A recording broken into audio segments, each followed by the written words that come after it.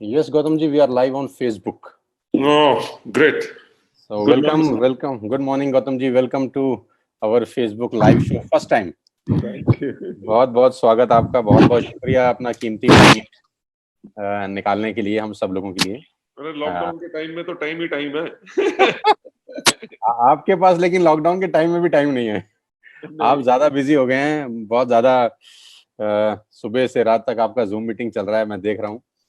तो सबसे पहले तो आपको मैं 3 बधाई देना चाहता हूँ, 3 मुबारकबाद आपको। हाँ जी। तो पहली मुबारकबाद तो आपके दादाजी बनने की। Thank you so much. आपको बहुत बहुत बधाई हो। हमारे दादाजी हमको बोलते थे कि असल से ज्यादा लगाव ब्याज से होता है। सो बहुत बहुत मुबारक, आपकी प्रमोशन हो गई, आपका रैंक चेंज हो गया। Thank you. और दूसरी बधाई, आप चेयरमैन बन गए एसोचैम के। आपको उसके लिए बहुत वो एक बहुत बड़ी जिम्मेवारी है जी। जिसको निभाने के लिए मैं बिल्कुल रेडी हूं, ताकि हम अपनी इंडस्ट्री के लिए बहुत बड़ा काम कर सकें। तो गौतम जी थोड़ा सा बताएं हमको, ये एसोचैम क्या है? बहुत सारे लोगों को इसके बारे में पता नहीं है। Sir, ASSOCHAM is more than 100-year-old organization which is Association of Chambers of Commerce and Everything, जो इंडस्ट्री बॉडी है। इसका पिछले 108 साल के आसपास मेरा ख्याल से टाइम है, जो 100 साल से ऊपर का टाइम हो गया है। उसके अंदर ये जो इंडस्ट्री की जो आवाज है, ये गवर्नमेंट के पास रखते हैं। सरकार भी अगर कोई रूल लाना चाहती है, से फॉर एग्जांपल बजट के अंदर टैक्सेस कम करने हैं कि क्या करना है, लॉ कैसा होना चाहिए, तो इसके अंदर वो इन बॉडीज से कंसल्ट जरूर करते हैं। और एसोचैम का 100 साल से पुराना होना इसको बहुत बड़ी वेटेज देता है, ताकि सरकार इनकी बातें जरूर सुनती है। इसके अंदर मेरा ख्याल से 51 से ज्यादा काउंसिल्स हैं। Oh my God.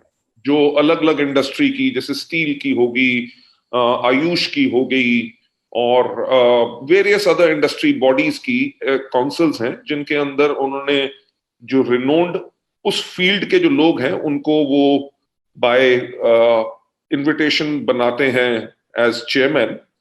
और वो पूरी की पूरे साल का अपना एजेंडा फॉर्म करते हैं कि हम क्या करेंगे, क्या एक्टिविटीज करेंगे, ब्यूरोक्रेसी को हम कैसे अप्रोच करेंगे, अगर लॉ जो करंट है अगर उसके अंदर कोई डिफिशिएंसीज हैं उसको बेटर कैसे करना है, तो सरकार को सुझाव देते हैं। और इसी तरह से गवर्नमेंट एसोचैम की बात काफी सुनती है, और बाकी इंडस्ट्री बॉडीज की भी।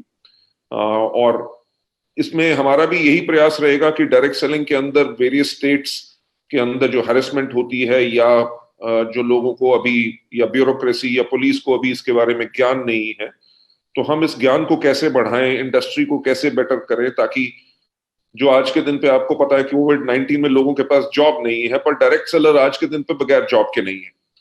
उनको आज के दिन पे भी पे आउट आ रहा है, सब कुछ हो रहा है, प्रोडक्ट्स मिल रहे हैं। तो इस इंडस्ट्री को और रिकॉग्निशन कैसे मिले, और आगे चल के अगर कोई बेनिफिट्स मिल सकते हैं इंडस्ट्री को, से फॉर एग्जांपल टैक्सेस में, या कुछ जैसे सेल्फ एम्प्लॉयड लोग हैं, तो सेल्फ एम्प्लॉयड होने पे जब भारत सरकार भी कह रही है कि एंटरप्रेन्योर हो, स्किल डेवलपमेंट हो, वुमेन एम्पावरमेंट हो, जो डायरेक्ट सेलिंग में होती है, तो इंडस्ट्री में हम इसके लिए बेनिफिट्स कैसे ला सकें, ये प्रयास हमारा इसमें रहेगा।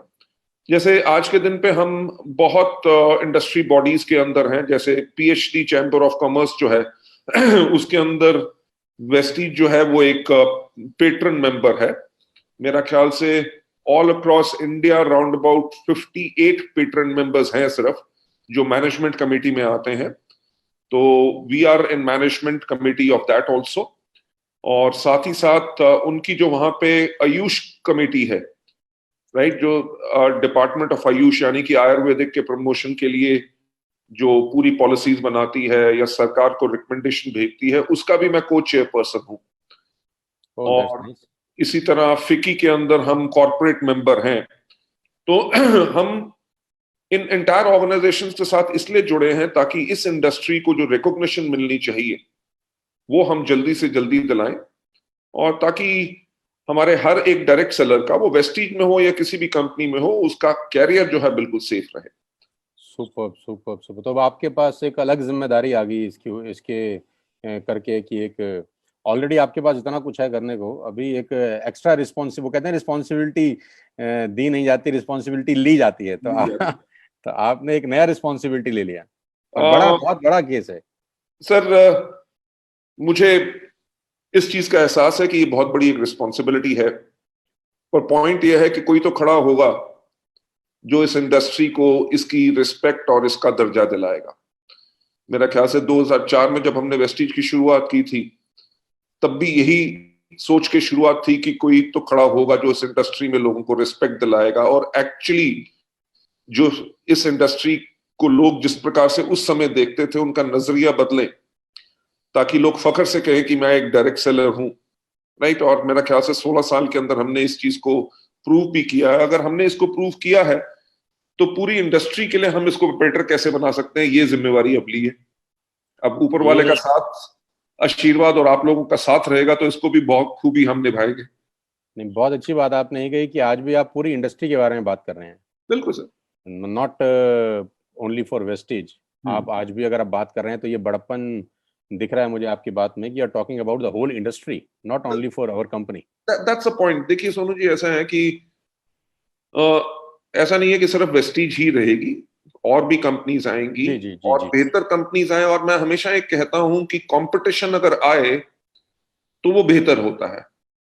कंपटीशन अगर नहीं आएगा तो हम कॉम्प्लेसेंट हो जाएंगे, हम आराम से जैसा चल रहा है वैसा चलते रहो, कंफर्ट जोन चला जाएगा। हाँ, कंपटीशन जब आता है, अगर वो कुछ नया करता है, तो जो पहले लोग होते हैं, पहली कंपनीज होती हैं, वो भी अपने आप को समय के अनुसार चेंज करती हैं ताकि हम कंपटीशन से बेटर कैसे रह सके। तो कंपनीज आती रहेंगी, बेहतर कंपनीज हमेशा टिक के रहेंगी। और इंडस्ट्री के अंदर पोटेंशियल बहुत है। जैसे अभी आप थोड़ी देर पहले बात कर रहे थे कि लगभग 30 करोड़ नौकरियां अगर जा रही हैं, अगर 30 करोड़ नौकरियां नहीं है, छोटे बिजनेसेस, आज मैं इकोनॉमिक टाइम्स में पढ़ रहा था, वो कह रहे थे कि 10 में से जो 4 कंपनीज हैं, जो छोटे व्यापार हैं, वो बंद हो जाएंगे। Even they were talking about restaurants in fact. Oh my God. अगर 40% ऑफ द रेस्टोरेंट्स अगर बंद हो जाएंगे तो लोग करेंगे क्या, राइट। छोटा बिजनेस चल नहीं रहा, नौकरियां लोगों के पास है नहीं। तो हमारी उम्मीद है कि direct selling as a industry बहुत बड़ी ग्रोथ करेगी इस टाइम पे। और हमारा तो नजरिया यही है कि हम भी आगे बढ़े। अगर हम अकेले होंगे तो लोग हमारे ऊपर वैसी फालतू की उंगलियां उठाएंगे कि अकेले दौड़े और फर्स्ट आगे तो क्या मजा आया। हाँ, क्या मजा आया। तो जब बाकी भी इंडस्ट्री में बाकी कंपनीज भी ग्रो करेंगी, तो हमारा हमेशा से विचार यही रहा है कि एज अ इंडस्ट्री लोगों को कैसा फायदा हो। बली साहब, मैं एक बात इसमें और आपसे जानना भी चाहता हूँ और मतलब खुशी के साथ पूछ भी रहा हूँ कि हम लोग तो सिर्फ 7-8 महीने पुराने इस कंपनी का हिस्सा हैं। 8 महीने पहले ही हम लोगों ने ज्वाइन किया है। तो 2 साल पहले मैं आपसे एक बार पहले भी बात कर रहा था कि 90 रैंक था ग्लोबल 100 में, क्योंकि मैं आजकल उस ग्लोबल 100 पे ज़्यादा मेरा नज़र रहता है, क्योंकि इंडिया में तो आपने कर दिया है काम जो करना था। तो उससे 90 से वो 60 हो गया लास्ट टू लास्ट ईयर, और 30 छलांग मार के आपने लास्ट ईयर 30 कर दिया उसको। तो ये 30-30 की छलांग मारनी है तो एक बार अगर और मारें, हालांकि ये आसान नहीं है मैं जानता हूं, क्योंकि ऊपर का कंपटीशन बहुत टफ होगा, लेकिन अगर 30-30 की छलांग 2 बार हो सकती है तो तीसरी बार भी हो सकती है।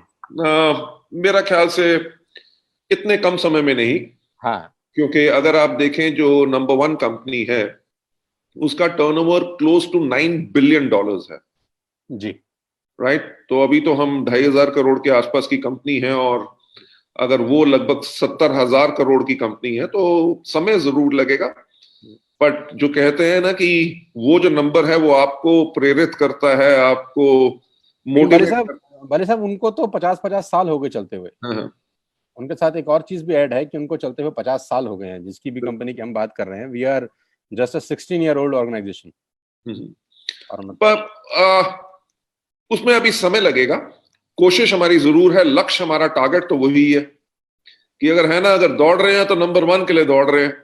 अब जितना समय लगेगा उसके लिए और ट्रेनिंग करनी पड़ेगी और तैयारी बेहतर करनी पड़ेगी, ताकि we become the company of preferred choice. जब स्टार्ट किया था तो आपको कभी एहसास था कि टॉप 30 में भी कभी आएंगे? नहीं, कभी नहीं था। मैं आपको सच बात बता रहा हूँ, सच बात बता रहा हूँ। कभी हमने इस बारे में सोचा भी नहीं था कि हम इंडिया में भी नंबर 1 बन सकेंगे। हमारा उस टाइम पे एक लक्ष्य होता है। देखिए, अगर कोई भी आदमी अगर ट्रेनिंग करता है किसी चीज के बारे में, अगर आप एथलेटिक्स की बात करें, आप मैराथन रन करने की बात करें, एक ही दिन के अंदर कोई आदमी 42 किलोमीटर नहीं दौड़ता। जी। वो पहले 500 मीटर दौड़ेगा, फिर 1 किलोमीटर दौड़ेगा, धीरे धीरे अपनी शक्ति को बढ़ाता है। हमारा जो उस समय का लक्ष्य था, हमारा लक्ष्य था नंबर 1 कि हम एक ऐसी कंपनी बने जिसके ऊपर लोगों को टोटल भरोसा हो। दूसरा हमारा लक्ष्य था कि जिस दिन हम 100 करोड़ के हो जाएंगे साल में, तो वो बहुत बड़ी एक उपलब्धि होगी। पर मैं एक बात कहना चाहूंगा कि जो हमने सोचा नहीं था वो लोगों को हम में नजर आया। मैं आपको 2011 की बात कर रहा हूं। 2011 में एक वर्ल्ड की बहुत बड़ी वेंचर कैपिटलिस्ट कंपनी है, तब हमारा 2011 में हमारा टर्नओवर होता था 50 करोड़ रुपया साल का, राइट। तो वो हमारे पास आए, उन्होंने हमें ऑफर दिया, हमारी कंपनी को 250 करोड़ का एवेल्युएट किया और कंपनी के 20% इक्विटी के लिए उन्होंने हमें 50 करोड़ ऑफर किया, जो बिल्कुल इन 2011 और हमारा कोई ख्याल नहीं था, कोई मकसद नहीं था कि हम अपनी इक्विटी डाइल्यूट करें। तो जब उन्होंने हमें किया ऑफर, तो मैंने वैसे उनको पूछा, सर देखिए हम इक्विटी देना नहीं चाहते, बिकॉज पैसा कमाना हमारा मकसद नहीं है, हमारा मकसद है कि इस इंडस्ट्री को हम बेटर कैसे बनाएं।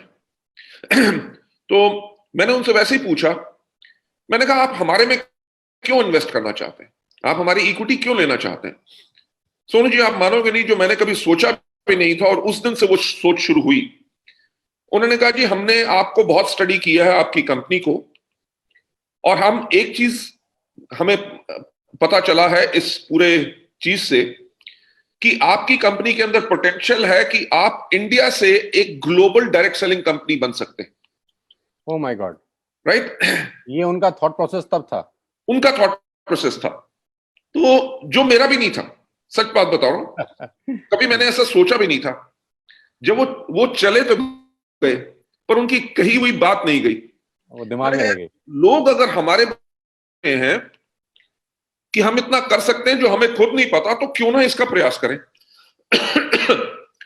दूसरी चीज, 2012 में जब हमने अपने एंटायर ब्रांड को चेंज किया, क्योंकि 2012 के अंदर हमने एक चीज रियलाइज की कि 2020 के अंदर इंडिया की जो 70% पॉपुलेशन होगी, उसकी उम्र एज जो है वो 35 साल से कम होगी।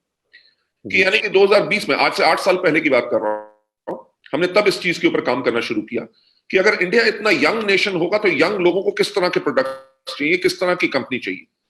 अगर 2020 में वो सोचते कि वेस्टीज उन लोगों के लिए है, यूथ अगर सोचे कि उन लोगों के लिए है जिनकी उम्र 50 साल से ऊपर है, प्रोडक्ट्स उसके ऐसे हैं जो 50 साल से ऊपर के ले सकते हैं, तो शायद हमारा बिजनेस इस टाइम पे इतना ना चलता।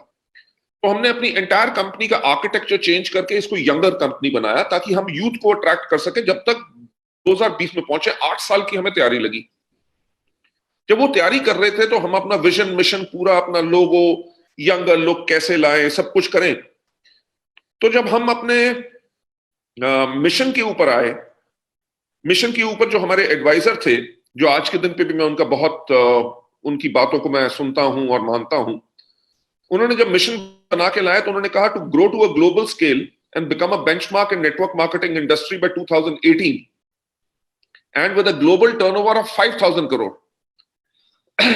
जो कंपनी उस टाइम पे साल में 100 करोड़ निकल रही है लगभग, और वो कंपनी का विजन हो जाए कि जी हम अगले 8 साल के अंदर 5,000 करोड़ की कंपनी बन जाएंगे, राइट। बहुत बड़ा जंप था, बहुत बड़ी बात। तो मैंने उनसे फिर ये सवाल पूछा, मैंने कहा अभी तो हम मुश्किल से 100 करोड़ का टर्नओवर कर रहे हैं और आप बात कर रहे हैं 5,000 crore, right. He said you people have the potential. फिर दूसरी बारी मेरे को फिर एक बारी जागने का मौका मिला। ऐसा एक तो कह रहे थे कि ग्लोबल कंपनी बन सकते हो, दूसरे कह रहे हैं आप 5,000 करोड़ कर सकते हो। ऐसा अगर ये कह रहे हैं तो चलिए प्रयास तो करें। अगर 5,000 करोड़ नहीं करेंगे तो 4,000 करोड़ कर लेंगे, पर करें तो सही। तो वहीं से पूरी की पूरी सोच बदली। हमने अपने आप की सोच छोड़ के कि हम 100 करोड़ की कंपनी है, हमने सोचना शुरू कर दिया कि हम 5,000 करोड़ की कंपनी है, राइट। मुझे एक चीज याद आ रही है, अब किसने कहा था ये मेरे को भूल गया है। मैंने कहीं पढ़ा था, उन्होंने कहा था कि अगर आप अपनी कंपनी को, अपने बिजनेस को बहुत बड़ा बनाना चाहते हो तो उसी प्रकार से सोचो जैसे एक बड़ी कंपनी सोचती है, राइट। तो हमने वो सोच बदली, हर एक चीज को अलग किया, और जो कारवां चला उसके अंदर लोग जुड़ते गए। हम दिन रात वही प्रयास करते रहे जो आज भी करते हैं कि अपने आप को और बेहतर कैसे बनाएं। गौतम जी, मैं इसमें एक चीज और पूछना चाहता हूँ आपसे। मतलब हमारे बहुत सारे जो, जब मैंने अपने दोस्तों को या अपनी टीम को इसके बारे में बताया कि गौतम सर से हमारा लाइव मिलना होगा फेसबुक के ऊपर, तो लोगों ने बड़े सारे क्वेश्चन हमसे पूछे कि गौतम जी से पूछना, हाँ जी, कुछ चीजें तो मैं आपसे पूछूंगा, कुछ चीजें नहीं पूछूंगा। कोई बात नहीं।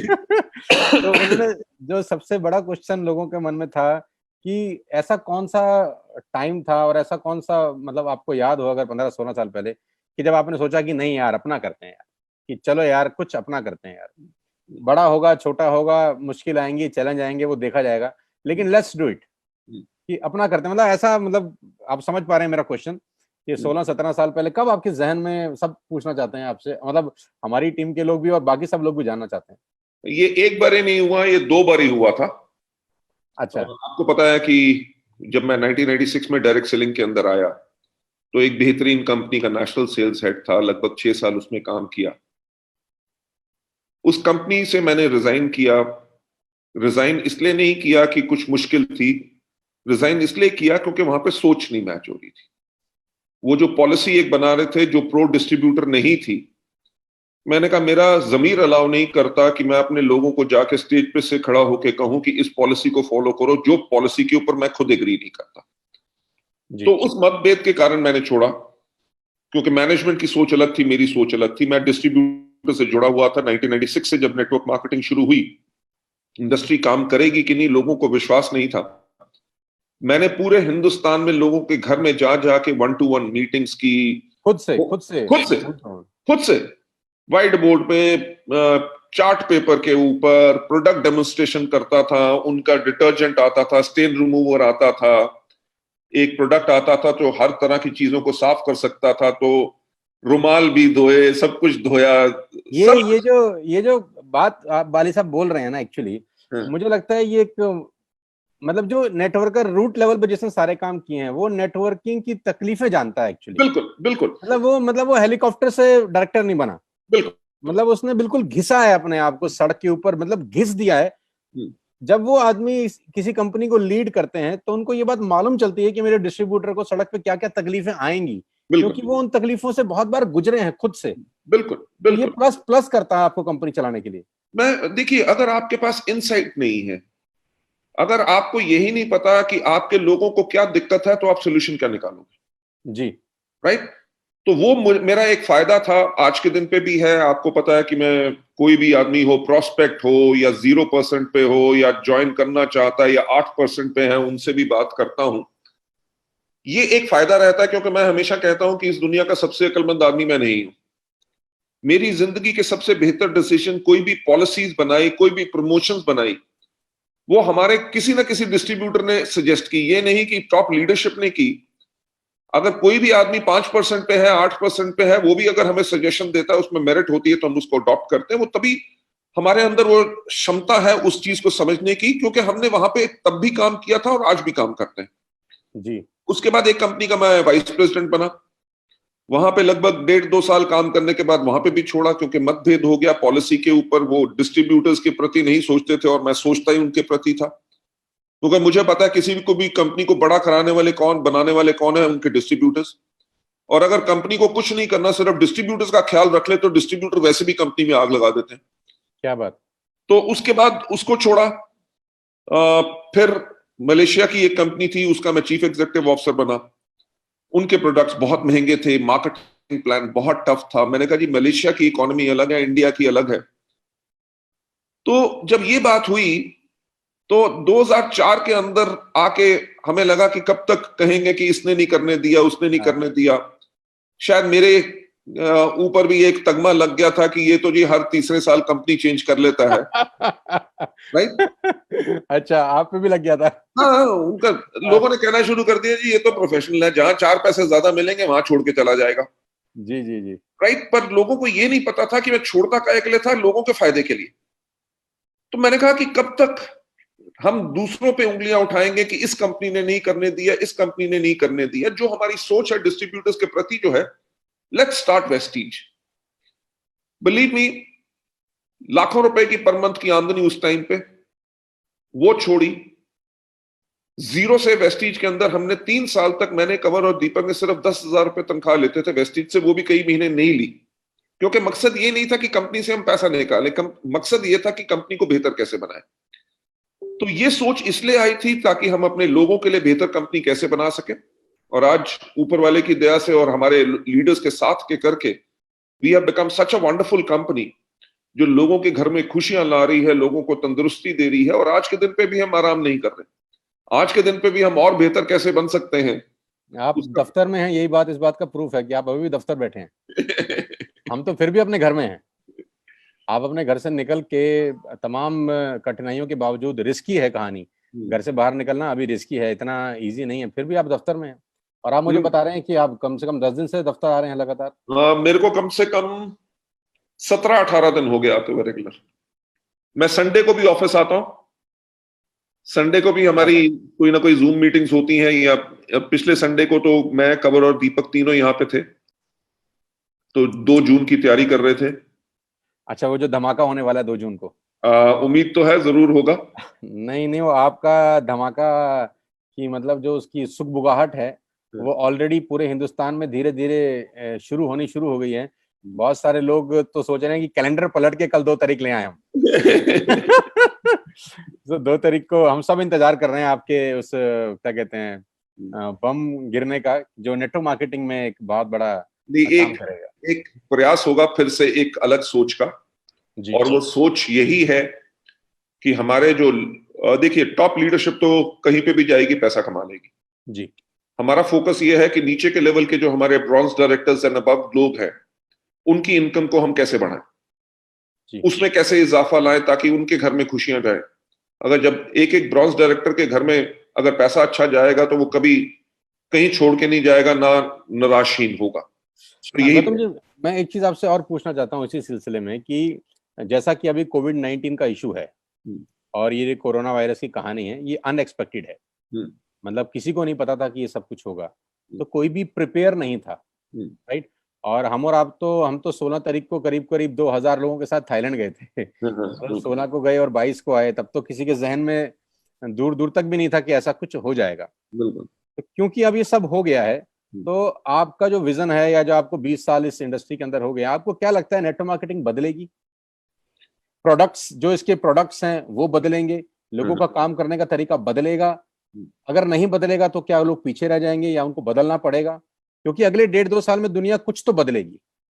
सर, बहुत बड़ा बदलाव आएगा इस इंडस्ट्री में। अभी मेरे ख्याल से आ चुका है कि अगर आप देखें कि आज के दिन पे मीटिंग करने का तरीका ही बदल गया जी। पहले होता था मीटिंग्स जो है फेस टू फेस मीटिंग्स होंगी, ऑडिटोरियम आप हायर करो, आप ट्रैवल करो, राइट। आपको चेन्नई में नेटवर्क बिल्ड करना है तो आप 3 दिन बर्बाद करो, आपको यहाँ पे 3 दिन बर्बाद नहीं करना। समय बिल्कुल बदल चुका है। देखिए, आने वाले टाइम में मेरे को नहीं लगता अगले 7-8 महीने या 1 साल से ऊपर कोई बड़े बड़े ऑडिटोरियम्स के अंदर सरकार कोई मीटिंग अलाउ करेगी। पॉसिबल नहीं है, राइट। तो जो लोग टेक्नोलॉजी का इस्तेमाल करेंगे, वो आज के दिन पे हमने अभी जो किया है, आप सब ने जो किया है कि इतनी हमारी ऑनलाइन मीटिंग्स हुई हैं, प्रोडक्ट ट्रेनिंग्स हुई हैं, हमने इस टाइम के अंदर प्रोडक्ट लॉन्च भी कर दिया जी, राइट। वो तरीका नंबर 1 तो ये बदला है। नंबर 2, बदलाव सबसे बड़ा क्या आया है लोगों की सोच में। जो हाइजीन जिसको हम कहते हैं, जिसके ऊपर लोग इतना ध्यान नहीं रखते थे, आपको पता है हमने एक प्रोडक्ट लॉन्च किया था, अल्ट्रा शील्ड। जी जी।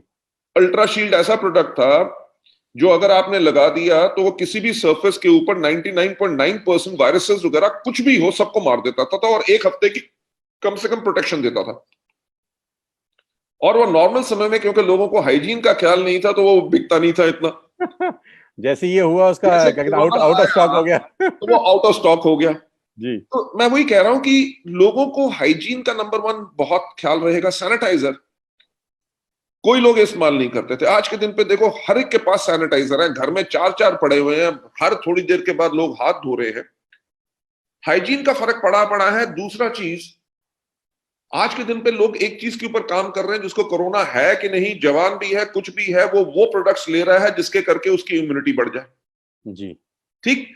तो एज अ डायरेक्ट सेलर पहला बदलाव क्या आया कि हम एक कॉन्फ्रेंस कॉल्स के करके अपने बिजनेस को बिल्ड कर सकेंगे। उसमें समय की बचत होगी, उसमें जो नेटवर्क बिल्ड करने के लिए खर्चा करना पड़ता था, ट्रैवल का, होटल स्टे, ऑडिटोरियम्स खरीदो, उसका खर्चा बदलेगा, कम होगा। तीसरी चीज हाइजीन, और जब इम्यूनिटी बढ़ गई तो आपकी अगर मार्केट रेडी है, पहले हमें क्या होता था जब हम प्रोडक्ट के बारे में बताते थे, पहले हम बताते थे कि हमारा ये प्रोडक्ट है, से फॉर एग्जांपल स्पाइरोलिना या सीबकथॉर्न या फ्लैक्स, तो ये प्रोडक्ट है, पहले प्रोडक्ट के बारे में बताते थे, फिर बताते थे वो करेगा क्या। अब आपका काम हो गया आधा, क्योंकि दुनिया में सबको पता है कि इम्यूनिटी बढ़ानी है, तो करेगा क्या वो आपको बताना नहीं, आपको सिर्फ प्रोडक्ट के बारे में बताना है। सो ये एक बहुत बड़ा बदलाव आएगा हमारी इंडस्ट्री में। तो गौतम जी, ये उन कंपनीज के लिए और बेनिफिशियल रहेगा जिनके पास ऑलरेडी ये प्रोडक्ट्स हैं, बिल्कुल, या जो ऑलरेडी इस फील्ड में जमे जमाए खिलाड़ी हैं, मैं अगर ऐसा कहूं तो भी गलत नहीं होगा, जो जमा हुआ खिलाड़ी है, जिसको ऑलरेडी न्यूट्रिशन के ऊपर जो पहले से काम कर रहा था। देखो, जो इस कोविड-19 के कारण ये प्रोडक्ट लेके आएंगे वो एक अलग बात है, हम पहले से लेके आए हुए हैं, हमारा पहले से ऐसा सोच है, पहले से ऐसी सोच, तो उनको एक्स्ट्रा एडवांटेज ऑलरेडी मिलेगा कि उनके पास रिसर्च भी होगी, उनको पता भी होगा कौन सा प्रोडक्ट कैसे काम करता है। सोनू जी देखिए, फायदा तो इसका हम इस लॉकडाउन के पीरियड में भी देख रहे हैं जी। हमने अप्रैल का मंथ जो पूरी दुनिया बंद थी, राइट, वेस्टीज ने तब भी 103 करोड़ का बिजनेस किया था। सुपर। और आज मई का महीना, अभी भी आपको पता पूरा ऑलमोस्ट सारा हिंदुस्तान बंद है। बिल्कुल बिल्कुल बिल्कुल, right, and we are hopeful कि इस टाइम पे हम मई के अंदर लगभग 200 करोड़ के आसपास का बिजनेस करेंगे। My God. और मेजॉरिटी फोकस किस पे है, जो लोग ऑर्डर कर रहे हैं, जो अगर ऑर्डर पैटर्न देखो, it's on health care products. So आने वाले टाइम में हेल्थ केयर की अहमियत बहुत बढ़ जाएगी। पहले जो लोग कहते थे कि मैं तंदुरुस्त हूं, मुझे इनकी क्या जरूरत है, अब उनको भी पता है कि मुझे इसकी जरूरत है। So industry is going to see a very very big change happening. तो आपने अभी टर्नओवर बता के ऑलरेडी बम फेंक दिया है। 100 करोड़ का टर्नओवर, मेरे को भी नेटवर्क मार्केटिंग में वाले साहब 20 साल हो गए करीब करीब, आप जानते हैं इस बात को। और with all the respect and regard to good companies, कभी कभी 100 करोड़ का टर्नओवर पूरी कंपनियां पूरे साल में नॉर्मल सिचुएशन में भी नहीं कर, with all the efforts they have, मतलब उनके पास ऐसा नहीं कि एफर्ट्स नहीं कर रहे वो लोग। तो आपने 100 करोड़ का टर्नओवर तब किया है जब किसी व्यक्ति ने घर से बाहर कदम नहीं निकाला, और जबकि बहुत सारे लोगों को पता है कि प्रोडक्ट डिले पहुंचेगा, मतलब पहले तो रियल टाइम डिलीवरी नहीं हो रही, सबको पता है कि कुरियर के इश्यूज हैं, जहां 2 दिन में डिलीवरी होता था वहां 10 दिन लग रहे हैं, बावजूद उसके लोगों ने अपने ऑर्डर डाले, बावजूद उसके लोगों ने अपना क्या कहते हैं बिल कटवाया, इनवॉइस कटवाई। देखिए, जहां जहां हमारे क्योंकि वेस्टीज के प्रोडक्ट्स हमारे एसेंशियल सर्विसेज में भी आते हैं, वेस्टीज बेस्ट डील्स के भी हमारे स्टोर खुले थे, लोगों ने आके वहां पे पूरा का पूरा सोशल डिस्टेंस मेंटेन करके उन्होंने आके प्रोडक्ट्स खरीदे और इनवॉइस कराए ऑफिसेज में, ऑफिसेज के अंदर जहां हमसे हो सका हमने अपने लोगों तक को भेज के लोगों के घर में डिलीवरी कराई। और जैसे अब कोरियर खुल गए हैं तो हमारा यही प्रयास है कि जल्दी से जल्दी हम डिलीवरी कैसे कराएं। सो अगर आपके पास सिस्टम स्ट्रांग है और प्रोडक्ट की नेचुरल डिमांड है, तो लॉकडाउन हो या जो मर्जी हो, आपका बिजनेस तो कंटिन्यूअसली ग्रो करेगा, and that is what we have seen in Vestige.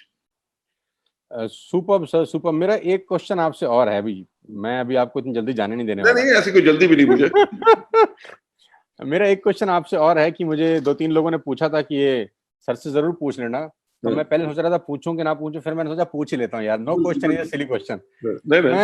मैं आपसे जब मिलने आया तो आपके पास, आपके घर में एक बाइक खड़ी हुई थी, जब फार्म हाउस पे हम एक बार मुलाकात हुआ था, तो आपके पास एक बहुत बड़ा वो बाइक खड़ा हुआ था। तो सब ये जानना चाहते हैं कि गौतम जी को बाइक का जो शौक है, ये कहाँ कहाँ लेके गया है गौतम जी को, और ये कहाँ कहाँ ट्रेवल किया है इन्होंने, और वो बाइक का शौक चढ़ा कैसे, और इस उम्र के अंदर ये हजारों किलोमीटर की जो यात्रा है, ये क्या प्रोडक्ट का चमत्कार है कि अंदर की या अपना हॉबी कुछ ऐसी है। तो लोग, मेरे कुछ दोस्त आपसे जानना चाह रहे हैं और सब लोग भी जानना चाहते हैं कि ये शौक कैसे चढ़ा और क्या क्या किया आपने इस प्रोसेस में।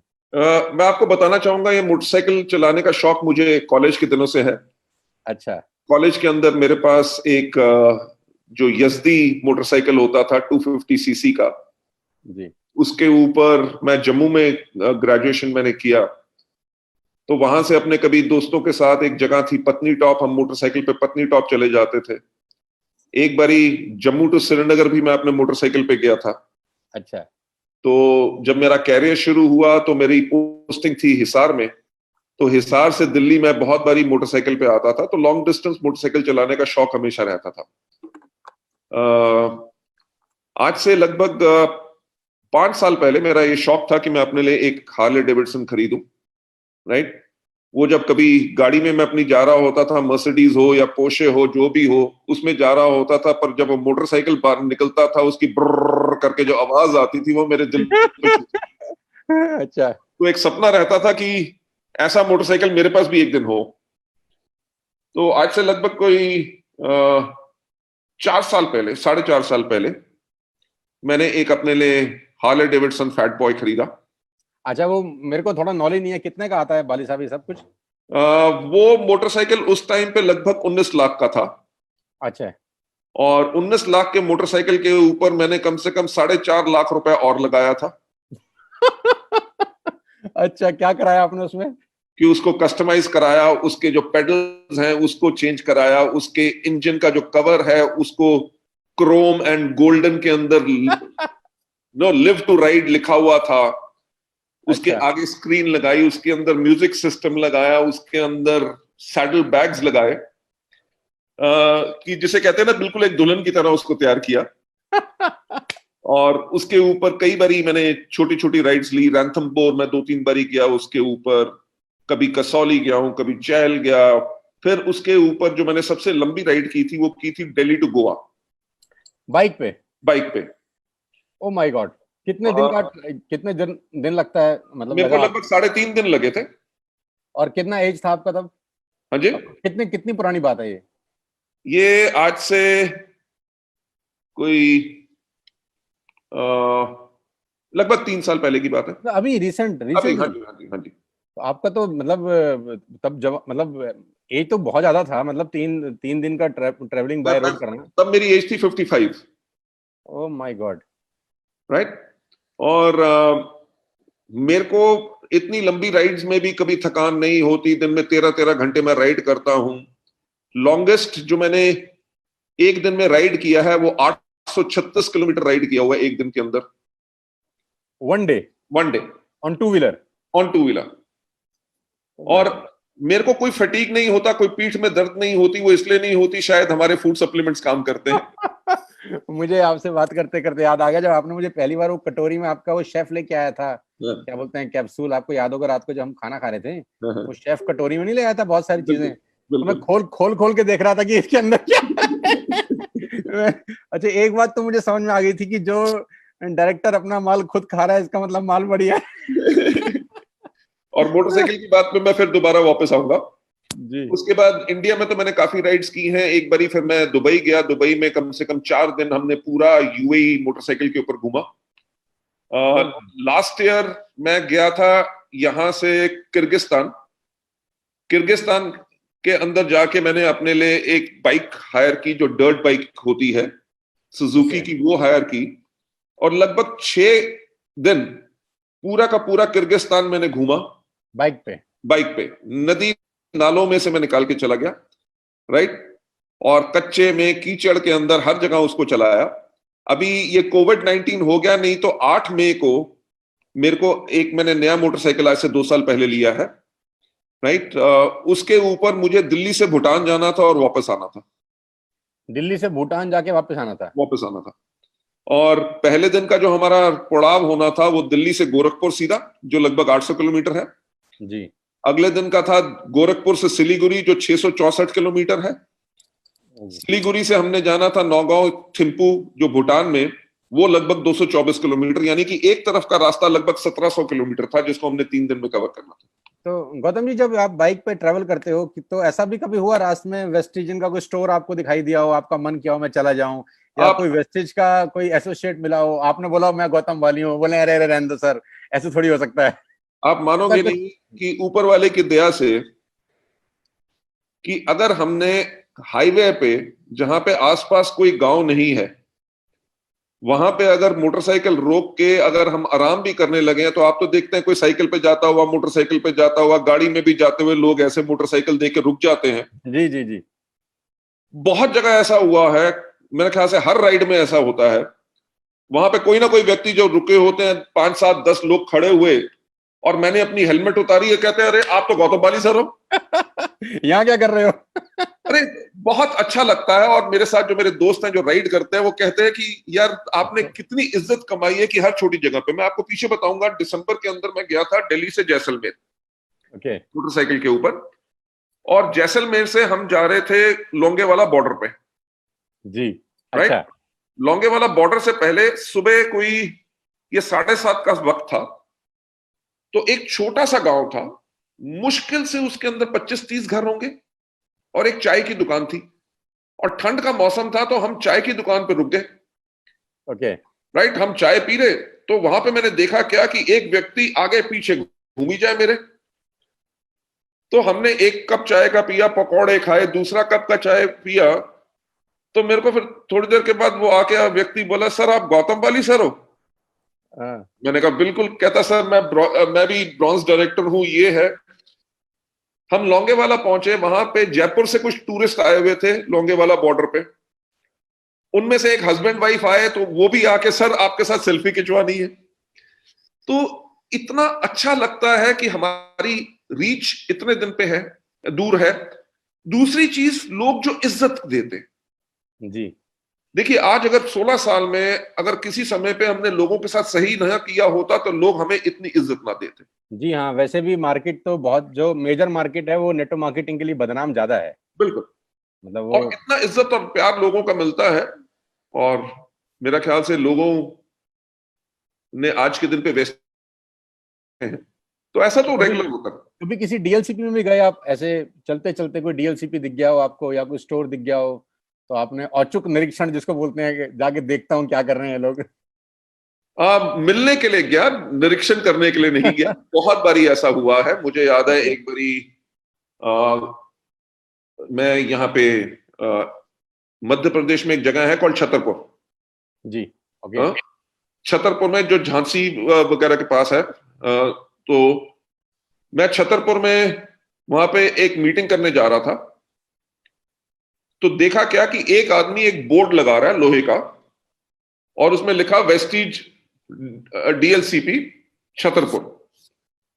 तो मैं वहां पे जाके खड़ा हो गया, तो मैंने कहा जी ये डीएलसीपी किसका है? ओके। उन्होंने कहा जी मेरा है। मैंने कहा कहां पे? क्या सामने। मैं गया अंदर से, जाके देखा दुखा, उस आदमी ने मुझे पहचाना नहीं। अच्छा। हाँ? तो मैंने देखा, उसके कंधे पे हाथ रखा, मैंने कहा बहुत बढ़िया लगा आपका सेंटर देख के, आपने बहुत सुंदर बनाया है, गॉड ब्लेस यू। और आपने मुझे पहचाना?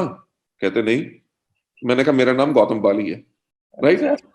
तो वो आदमी इतना हैरान हुआ और इतना खुश हुआ। उसके साथ मैंने एक फोटो भी ली, जिसको मैंने अपने फेसबुक पे भी डाला था। राइट। ऐसा एक हमारा ये जो दिल्ली अंबाला हाईवे है, इसके ऊपर समालखा में भी हमारा मेन रोड के ऊपर डीएलसीपी है। अब आज के दिन पे उसने वीबीडी का भी स्टोर भी खोल लिया है। ओके। मैं फैक्ट्री वहां से जाता रहता हूं, तो अचानक एक बारी वहां पे भी रुका, वहां पे जो डिस्ट्रीब्यूटर्स बैठे थे, जो गेस्ट बैठे थे, उनसे भी सबसे मिल के बात की।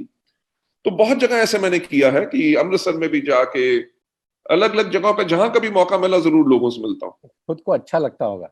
अच्छा लगता है। ऐसा देखिए, कहते हैं ना कि पुराने समय में जो कंट्री को रूल करते थे लोग, वो खुफिया भेष में जाके अपनी प्रजा का हाल पूछते थे। हाल चाल पूछते थे कि ग्राउंड लेवल पे क्या हो रहा है। बिल्कुल।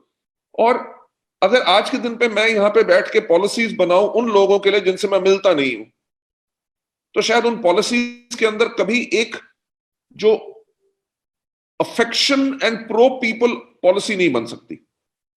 तो देखिए, कवर हो गए, मैं हो गया, दीपक हो गया, आलोक टंडन, या हमारी कंपनी के जितने भी लोग हैं, हमारा एक प्रयास रहता है कि लोगों के साथ जितना कांटेक्ट रहेगा उतना हमारे पास बेहतर सोच आएगी, और उतना लोगों के लिए बेहतर कर सकेंगे। तो इसलिए ये तो आप कहिए एक तरह का कांटेक्ट हमारा प्रोग्राम है, ताकि हम लोगों से मिलते रहें। और पॉलिसी तो बहुत इंपॉर्टेंट रोल प्ले करती है गौतम जी। मैं कहीं पढ़ रहा था कि अगर कहीं गोली मार दी जाए किसी को, तो गोली से तो एक ही आदमी मरता है, लेकिन अगर पॉलिसी गलत बन जाए तो उससे न जाने कितनी लाइफ इंपैक्ट होती है। बिल्कुल, एब्सोल्युटली। तो आपके हाथ में बहुत बड़ा जिम्मेदारी भी है, और क्या बोलते हैं, आपके हाथ में बहुत बड़ा दायित्व भी है कि आपकी आपकी बनाई गई पॉलिसी से बहुत सारे लोगों का लाइफ चल रहा है। मैं तो उस दिन भी जब शुरू में आपसे बात कर रहा था कि 2,500-3,000 डीएलसीपी जितने भी हैं, और मैं जानता मैक्सिमम लोग वो हैं सर जो रिटायर हो चुके हैं अपनी लाइफ में। मतलब मैं जितने भी डीएलसीपी से मिलता हूँ, जैसे जो मैं जहाँ रहता हूँ फरीदाबाद में, हमारे यहाँ पर जब मैं पहली बार डीएलसीपी में सामान खरीदने गया पर्सनली, तो वो हमारे अंकल जी ने ले रखा है, मतलब हमारे फादर के वो दोस्त हैं किसी जमाने के। अच्छा। तो जब मैं वो कहने मुझे पता चला कि तू वेस्टेज में आया तो मुझे बड़ी खुशी हुई। तो मेरे को लगा कि पता नहीं तू मेरा सामान हमारे यहाँ से सामान लेने कब आएगा। तो सितंबर में वी स्टार्टेड, तो मैं अक्टूबर में पहले शुरू के 3-4 दिन में चला गया उनसे सामान लेने के लिए। तो अच्छा मुझे ये लगा कि वो लोग जो रिटायर्ड हो चुके हैं अपनी लाइफ से, मतलब जिनके पास अब ज्यादा कुछ करने को नहीं है, रोजगार नहीं है टाइप, तो ये लोग डीएलसीपी चला रहे हैं मैक्सिमम। मतलब कुछ यंग भी होंगे, लेकिन जो मैक्सिमम जनता है वो ये है। अगर ये 2,500-3 हजार लोग भी डीएलसीपी से 70,000 या 1 लाख या 1.5 लाख रुपए कमा रहे हैं, तो मुझे लगता है ये नेटवर्किंग के बराबर पैरेलल एक क्या कहते हैं काम चल रहा है, जो आप रोजगार दे रहे हैं हम लोग। ये अपने आप में एक 60+ लोगों के लिए या 50, उनको कुछ नहीं करना, वो है उनकी वाइफ बैठी है, 2 सिस्टम लगा रखे हैं, 2-3 एम्प्लॉइज रखे हुए हैं, कुछ नहीं करना, लोग आएंगे सामान लेंगे, उनको बिलिंग करना है। तो 2,500 से 3 हजार लोगों का ये 50,000 या 1 लाख रुपए या 2 लाख रुपए तक कर लेंगे सिर्फ डीएलसीपी से। सिर्फ डीएलसीपी से, नेटवर्किंग के अलावा जो आप पे आउट बांट रहे हैं एक तरीके से। ये देखिए, मैं हमेशा कहता हूं कि अगर आप कोई भी बिजनेस शुरू करते हो, वो इकोनॉमी में पैसा जरूर लाती है। आप ये 2,500-3 हजार की बात कर रहे हो, हमारी जो फैक्ट्रीज हैं, फैक्ट्री के अंदर हमारी तीनों फैक्ट्रियां और R&D सेंटर मिला के अगर हम बात करें तो लगभग 1,000 लोग काम कर रहे होंगे। My God, right. अब 1,000 लोगों को के परिवारों को रोजगार कौन दे रहा है? वेस्टीज। 1,000 परिवार की बात कर रहा हूं। 1,000 लोग हैं फैक्ट्री में सर? हाँ, अगर 1,000 परिवार सिर्फ फैक्ट्री में उनके परिवार चल रहे हैं, अगर एक आदमी के घर में अगर एवरेज 4 लोग भी हैं, तो आप सोचो कि कम से कम 5,000 लोग हो गए टोटल। 4-5 हजार लोगों को रोज के जिंदगी चल रही है कहां से? वेस्टीज से। डायरेक्ट सेलिंग की अलग, हमारे जो बिजनेस में हमारे डिस्ट्रीब्यूटर्स हैं, डीएलसीपी की अलग। ये तो हमारे परिवार में है, जो हमारी फैक्ट्रीज में है, जहां से हमारे बाकी प्रोडक्ट्स आते हैं, राइट। वेदर सॉफ्ट फ्यूल्स हो गए या हमारे राइस ब्रांड ऑयल हो गया, टूथपेस्ट हो गया, टूथब्रश हो गया, साबुन बनाने वाली अलग कंपनीज हैं। इन सब के अंदर कितना बड़ा रोजगार हम दे रहे हैं। अगर कोविड के टाइम पे हमारा बिजनेस ना चलता तो क्या ये फैक्ट्रीज प्रोड्यूस करती? इनके जो लेबरर हैं, जैसे हमारे लेबरर हैं, वो माइग्रेट नहीं किए जी, क्योंकि उनको ये पता है कि हमारे यहाँ पे काम चल रहा है और हमारी नौकरी जो है वो सुरक्षित है। तो एज ए इंडस्ट्री हम इकोनॉमी को इतना सपोर्ट करते हैं कि इस टाइम पे भी अगर आप देखें, हमारे लाखों लोगों के घर में पैसा जा रहा है आज के दिन पे भी वेस्टीज का पे आउट, राइट। सो हमारी जो इंडस्ट्री है एक बहुत बड़ा चेंज लेके आती है, जहां पे भी अच्छी अगर ऑर्गेनाइजेशन कोई चले और फ्लरिश करती है। तो ये एक प्लस पॉइंट है, इतने सारे लोगों का रोजगार नेटवर्किंग के अलावा जो मिल रहा है, जो नेटवर्क मार्केटिंग के अलावा मिल रहा है। और वाली साहब, जो ये इंडिया के बाहर जो ऑपरेशन चल रहे हैं, मैं खास तौर पे पूछना चाहता हूँ आपसे, क्योंकि मैं बहुत ऑप्टिमिस्ट हूँ इस पर्टिकुलर आउट ऑफ कंट्री में वर्किंग को लेकर, कि अभी 6-7 कंट्रीज में ऑलरेडी हम लोग काम कर रहे हैं और वहां से एक अच्छा बिजनेस आना शुरू हो चुका है।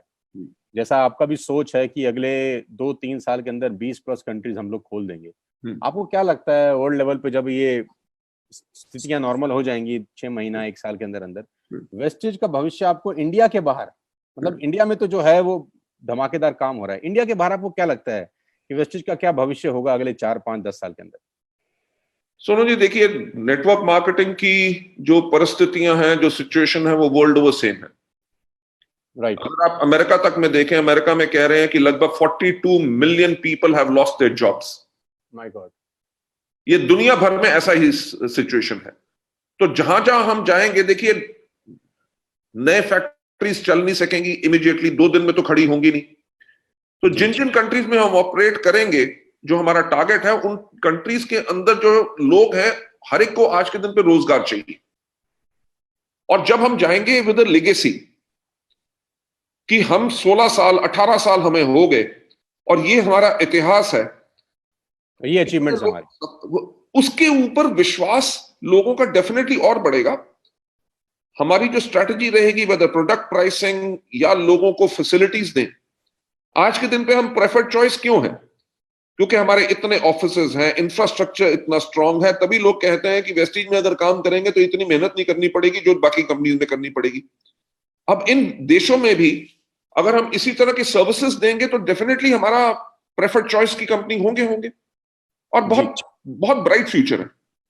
गौतम जी, इसमें एक बात और भी मैं ऐड ऑन करना चाहूंगा, इंडिया की ही खासतौर पे जहां तक मैं बात कर रहा हूँ, जो आपने सर्विसेज की बात बोली है, ये नेटवर्क ग्रो होने का जो मुझे एक कारण लगता है वो सर्विसेज भी हैं कि जितने भी डीएलसीपीज हैं, मिनी डीएलसीपी या डीएलसीपी हैं, वहां पर एक नेटवर्कर के काम करने के लिए सुख सुविधाएं हैं। नॉर्मली नेटवर्कर का जो पैसा खर्च होता है वो सीसीडी में, रेस्टोरेंट में बहुत पैसा खर्च होता है, और आप मेरी बात को मानेंगे क्योंकि आपने सड़क पे काम किया है, वो रेस्टोरेंट वाला नेटवर्कर वो घूर के देखता है जब तक वो ऑर्डर प्लेस नहीं करता। अब वो नेटवर्कर की मजबूरी है बेचारा कितना ऑर्डर प्लेस करे गेस्ट के लिए, उसको पता है कि जोड़ूंगा तो आएगा कितना, वो गणित उसके दिमाग में चल रहा होता है, तो वो क्या खिला सकता है। लेकिन वो डीएलसीपी ने ये दिक्कत दूर कर रखी है कि वहां जाए, वहां उसके पास केबिन है, वहां उसके पास एक कॉन्फ्रेंस रूम है जहां 100 लोगों को वो ट्रेनिंग कर सकता है, फ्री ऑफ कॉस्ट मीटिंग कर सकता है। अगर 2,500-3 हजार जगह उसके पास ऐसी बैठने की हैं तो वो खुद भी जा सकता है, और उसकी टीम जहां जहां डेवलप हुई है, ये कितना बड़ा सपोर्ट मिलता है उसको, मुझे ऐसा लगता है ये मतलब बहुत जबरदस्त सपोर्ट है। बहुत बड़ा। तो यही तो चीजें हैं कि देखिए, आपको पता है कि बहुत कंपनीज पहले के समय में ट्रेनिंग का चार्ज करती थी जी। प्रोस्पेक्ट आता था, जो हमारा जो डिस्ट्रीब्यूटर है वो जब आता था अपने साथ प्रोस्पेक्ट लेके आता था, वो झिझकता था कि मैं इससे टिकट के पैसे मांगू कि ना मांगू, तो इन्वेस्टमेंट किसकी होती थी? होस्ट की, जो जुड़ा हुआ आदमी है, होस्ट की। तो हमने वेस्टीज के अंदर यही काम किया कि हम पैसे नहीं लेंगे ट्रेनिंग के सीएनटी में, ताकि नंबर 1 आपकी कॉस्ट जीरो करें, नंबर 2 नंबर ऑफ मीटिंग्स हम इतनी ज्यादा 2000 से ज्यादा करते हैं ताकि लोगों को ट्रैवलिंग टाइम और ट्रैवल के ऊपर जो खर्चा है उसको हम कम करें, राइट? वहां से सेविंग होगी तभी लोग बिल्ड कर सकें। और तीसरी चीज कि लीडर जो पैसा कमा रहा है वो तो पैसा खर्च सकता है, जो आदमी अभी शुरुआत बिजनेस में की है अगर उसका एक्सपेंस ज्यादा होगा और वो बिल्ड नहीं कर सकेगा तो शायद वो बिजनेस में आगे नहीं बढ़ सके। तो हमने अपने एंटायर सिस्टम के अंदर इसी चीज के ऊपर फोकस किया कि हम लोगों को बेहतर सहूलियत कैसे दे सकें। अगर आप देखें, हमारा दिल्ली में 2 ब्रांच ऑफिस हैं, दिल्ली में मेरा ख्याल से 25 हमारे डीएलसीपी हैं, फरीदाबाद में अलग हैं, गाजियाबाद में अलग हैं, गुड़गांव में अलग है, पूरे देश भर में अलग है। अब इतने ऑफिस काहे के लिए खोले हैं? ये नहीं कि जो जनकपुरी रहता है वो सिर्फ लाजपत नगर के ऑफिस में आए, हमने एक साउथ दिल्ली और एक नॉर्थ दिल्ली के लिए केटर करने के लिए कर दिया। रोहिणी में मैप करके डीएलसीपी खोल दिया ताकि लोगों का ट्रैवलिंग टाइम कम हो। अब जिस चीज के ऊपर हम काम करेंगे पोस्ट कोविड-19 वो ये है कि हमारा डिस्ट्रीब्यूटर ने ऑनलाइन अपना ऑर्डर प्लेस किया और 1.5 घंटे के अंदर अंदर उसके घर में कैश ऑन डिलीवरी कैसी हो, सीओडी। राइट, मतलब वो ऑर्डर पंच करेगा और विद इन 1.5 आवर उसके घर में सामान पहुंच जाएगा, कैश भी उसको घर में देना है। बिल्कुल। सोनू जी मुझे एक बात बताइए, अगर आपके घर में 20 मिनट में अगर पिज्जा आ सकता है तो 1.5 घंटे के अंदर प्रोडक्ट क्यों नहीं आ सकते? सर ये तो सोचा है आपने, कहाँ कोई सोचता है इतनी बात। सर तभी तो बदलाव आएगा। मतलब आप ये कह रहे हैं, अगर मैं सही सुन रहा हूँ, कि मैंने ऑर्डर पंच किया और 1.5 घंटा या मैक्सिमम 2 घंटे में मेरे घर सामान पहुंच जाएगा और कैश भी मुझको घर पे देना है। बिल्कुल। आप कैश क्या अपने क्रेडिट कार्ड से पेमेंट करो। ये तो मतलब सर्विस इंडस्ट्री का मतलब निचोड़ है एमएलएम के अंदर। एक अलग सोचने का तरीका है। आप मुझे एक बात बताइए, काफी लोग आपकी टीम में भी ऑर्डर नहीं डालते, जी वहां पे कौन जाएगा, क्या करेगा, अभी आज टाइम नहीं है, भीड़ होती है, कुछ होता है। हम उनको सर्विसेज दे देंगे। आज के दिन पे जोमेटो क्यों चल रहा है? रेस्टोरेंट तो थे, खाना बाहर था, स्विगी क्यों चल रहा है? पहले भी था, दुकानें हैं, सब कुछ, लोग तब भी स्विगी, अमेज़न क्यों है? क्योंकि लोग मॉल में जाके नहीं देखना चाहते, ऑनलाइन घर में बैठ के देख के ऑर्डर कर देते हैं और घर में सामान आ जाता है। सहूलियत है तभी वो बिजनेस बढ़ रहा है। उनको कोई आदमी चाहिए ट्रस्टवर्दी जो उनके लिए मतलब मिडलमैन का काम कर ले। बिल्कुल। और आप देखो कि अगर हम अपने डिस्ट्रीब्यूटर्स को वही सहूलियत दें तो हम तो एक्सपेक्ट कर रहे हैं कि हमारा बिजनेस 4 गुना बढ़ जाएगा सिर्फ इस चीज को करने में। माय गॉड, मतलब ये बहुत बड़ा रेवोल्यूशन हो सकता है नेटवर्क मार्केटिंग इंडस्ट्री के अंदर। बहुत बड़ा रेवोल्यूशन होगा। आप तो वो काम कर रहे हो कि कहते हैं काम ऐसा करो कि मतलब live a life which is difficult to duplicate. ये तो डुप्लीकेट भी ना हो, ऐसे ऐसे काम करने वाली बातें आप कर रहे हैं मुझसे। बस सिंपल कैलकुलेशन की है। कि आज के दिन पे अगर हम 2000 मोटरसाइकिल खरीदें, राइट? जी जी। 2000 एवरेज एक मोटरसाइकिल की कॉस्ट क्या आती है? आपके लिए सिंपल कैलकुलेशन है, लोगों के तोते उड़ जाएंगे कैलकुलेशन लगाने लगाने। अच्छा, तो आप इस दिशा में सोच रहे हैं, राइट? कि अगर 2000 मोटरसाइकिल खरीदे तो 2000 मोटरसाइकिल के ऊपर कितनी इन्वेस्टमेंट होगी? 10 करोड़ की। आपके लिए कम है सर, लोगों के लिए तो बहुत है ना ये। सर नहीं, कम हम तो आपके लिए भी नहीं, आप सोच रहे हैं इस दिशा में। सोच रहे हैं जी। फाइनेंस फंड्स रेज करने पड़ेंगे, जो भी करना पड़े, इन्वेस्ट भी करना पड़े तो इन्वेस्ट करेंगे ताकि सर्विसेज तो बढ़े। सुपर। मतलब आप प्लानिंग कर रहे हैं कि 2000 बाइक्स हम लोग परचेज करेंगे। अब अभी एक रफ एस्टिमेट है, अभी एक फिक्स्ड कोई नंबर नहीं है आपके दिमाग में, लेकिन ये आइडिया आ चुका है? आ चुका है। Oh my God. तो आइडिया आना इंपॉर्टेंट है सबसे ज्यादा। उसके ऊपर कितनी जो लोगों को, कम से कम 2000 लोगों को और एम्प्लॉयमेंट मिलेगी। ठीक है, अगर वो व्यक्ति को दिन में 15 ऑर्डर डिलीवर करने हैं, अगर 50 रुपए अगर ऑर्डर डिलीवरी का चार्ज है, 750 रुपए मिल गया उसको, उसकी रोजगारी बन गई। जी, राइट, लोगों को सहूलियत होगी। So it is a thought process. अगर हम कहें कि जी हमारा एवरेज 200 करोड़ का बिजनेस हो रहा है, हमें और पंगे लेने की क्या जरूरत? But point is not about turnover. Point is कि हमारे डिस्ट्रीब्यूटर्स को हम सर्विसेज कैसे दे सके। सर ये आने वाले वक्त के बारे में सोचो सोनू जी। आदमी को घर में बैठ के ट्रेनिंग मिले, राइट? घर में बैठ के वो एजुकेशन पूरी की पूरी ले, प्रोडक्ट ले। अभी प्रोडक्ट लॉन्च हुआ है, उसने ऑर्डर प्लेस किया, 1.5 घंटे में उसके घर में प्रोडक्ट आ जाए, तो आदमी प्रोडक्ट इस्तेमाल करेगा तो टर्नओवर तो ऑब्वियसली ग्रो करेगा करेगा। सर उसको ट्रस्ट क्रिएट होता है इससे। मतलब ये कोई भी नहीं कर रहा एक्चुअली। तो कोई तो करेगा, हम क्यों ना करें? और मैंने तो बहुत जगह देखा है सर, वो सर्विस इंडस्ट्री, सर्विस इश्यूज में लोग छोड़ देते हैं काम। बिल्कुल। तो सर्विसेज की दिक्कत की वजह से लोगों ने काम ही छोड़ दी कि हमको नहीं करना है यार, ये टेंशन वाला काम है। लॉजिस्टिक बहुत इंपॉर्टेंट है, और आप लोगों ने जिस तरीके से प्ले किया इसमें कोई मतलब सेकंड थॉट ही नहीं है कि you are doing a fabulous job sir. So God is kind, that's what we are trying to do. Sir मेरा एक आखिरी क्वेश्चन और है आपसे। हाँ जी पूछिए। हाँ, मैं अभी 5-7 मिनट आपके और लूंगा आज। No problem. जो यंग लोग आते हैं इस बिजनेस के अंदर, क्योंकि हमारी टीम में भी और इस पूरी कंपनी में अभी 18 साल 19 साल के लोगों ने आना शुरू कर दिया है, राइट? ये बड़ा इंपॉर्टेंट क्वेश्चन है मेरा। 12th के बच्चे भी मेरे साथ स्टार्ट किए हैं अभी एक 15 साल का लड़का है मेरे साथ, उसका चेक है पिछले महीने का 9000 रुपए का। मतलब मुझे अपने चेक से ज्यादा खुशी उस आदमी के चेक के लिए है, बच्चे की, जिसकी 15 साल उम्र है गौतम जी, और वो 9000 का चेक है। तो I was in a Zoom call with him, वो पूना में रहता है। वैसे मैं एक बात बताऊं कि बिलो 18 जी हम किसी को साइन नहीं कर सकते। नहीं, वो फादर के नाम से स्टार्ट फादर के नाम पे करा, फिर ठीक है। फादर के नाम से उसका आईडी लॉगिन है। ओके, तो फादर के नाम से आईडी लॉगिन है, तो उसका 9000 का चेक है। मतलब काम तो फादर ही कर रहे हैं, सपोर्ट कर रहा है उनकी। ओके। तो मैंने उससे पूछा कि तू, तेरा 9000 का चेक है, तुझे कैसे लग रहा है, और तो हाउ यू फील? तो कह रहा मैं उदास हूँ। तो मैंने बोला तू उदास क्यों है? कह रहा मेरा पिछला 15,000 का चेक था। तो मतलब वो 18 साल 19 साल के बच्चे, मतलब जहां तक 19 साल के बच्चों का सवाल है, तो 19 साल के बच्चों का पे आउट इस महीने लॉकडाउन के अंदर 1 लाख रुपए से ऊपर है। ऐसे बहुत सारे बच्चे हैं मेरे पास जो 19 साल के, मतलब 20 साल का लड़का है जिसका पे आउट 2.5 लाख रुपए का है। मतलब he is just 20 years of age. मतलब वो और उसका छोटा भाई दोनों मिलकर बिजनेस कर रहे हैं। छोटा भाई 19 साल का है, वो 20 साल का है। तो दोनों का मिला दूं चेक तो 2,80,000 का पे आउट है, 2,80,000 रुपीज। तो आप मतलब इनको क्या गाइड करना चाहते हैं कि इनके लिए क्या रास्ता आसान हो, इनका स्ट्रेटेजी ऑफ वर्किंग क्या होना चाहिए? और जो नए लोग आते हैं, खासतौर पे मेरा उनसे आपसे पूछना है कि 19 साल की उम्र में बहुत दिक्कतें होती हैं, लोग विश्वास नहीं करते।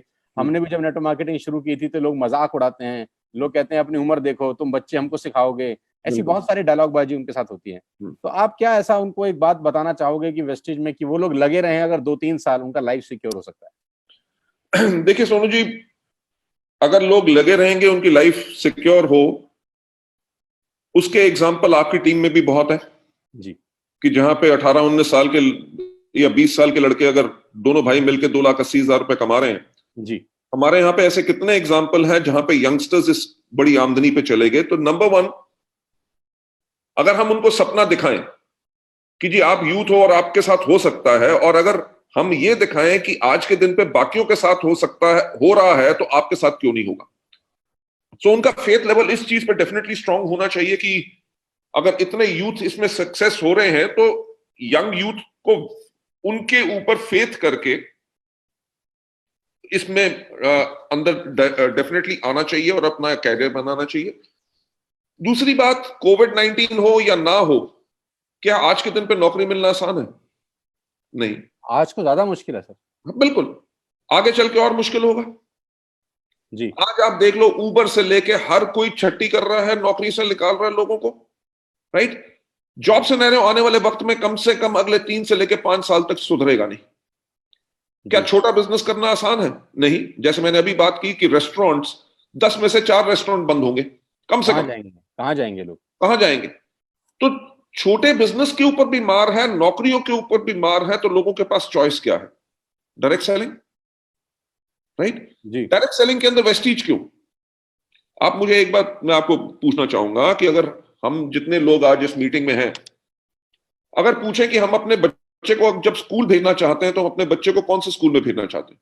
जो सबसे बेस्ट स्कूल होगा, जहां देखिए जिसकी बिल्डिंग सुंदर ना हो, पर वो देखते हैं कि यहां से कितने बच्चे जो निकले 12वीं पास करके, कितने डॉक्टर बने, कितने इंजीनियर बने, कौन एमबीए बने, यानी कि सक्सेस रेट क्या है, राइट? तो वेस्टीज के अंदर जो सक्सेस रेट है, जहां पे whether people are 70, whether they are 18, 19। Sir मैं आपकी बात को थोड़ा सा ब्रेक कर रहा हूं। आपने 70 बोला तो मुझे रमेश जी याद आ गए आपसे बात करते करते। ही 72 आई थिंक, मतलब 72 ईयर्स में मैं जब पहली बार उनसे मिला तो I was so inspired from him कि 72 साल के आदमी का इतना पे आउट और वो एनर्जी से लवरेज दिखे मुझे, मतलब भरे हुए। अब मैं शिवम से मिला, शिवम गोस्वामी से, ही सच अ यंग बॉय, और उसका पे आउट देखा तो मैंने कितना इंस्पायर हुआ इससे। मतलब दोनों तरह के लोग हैं, तो शिवम जैसे लोग भी हैं, और क्या बोलते हैं रमेश पुन्हानी जी जो टॉप लेवल पे हैं हमारे, 72 साल की उम्र है उनकी, और वो कितना अच्छा बिजनेस बिल्ड कर रहे हैं। बिल्कुल। तो हमारी तो देखिए, इट इज हाउसवाइफ्स, राइट? अभी कोई बिहार में हमारी डिस्ट्रीब्यूटर है, उनके हस्बैंड की एक्सीडेंट में डेथ होगी, राइट? एंड जो वो लेडी है वो खुद भी कंप्यूटर इंजीनियर है, एंड शी सेड कि सर मेरे को लॉकडाउन के अंदर भी पे आउट आ रहा है जिससे मैं अपनी जिंदगी चला सक रही। My God. So point is कि हमारे बिजनेस में इतनी सिक्योरिटी है यंगस्टर्स के लिए, मिडिल एज मेन वुमेन। आपको पता है कि हमारे यहाँ पे ऐसे लोग हैं जो आंखों से देख नहीं सकते, महीने में लगभग 3.5 लाख रुपए पाते हैं।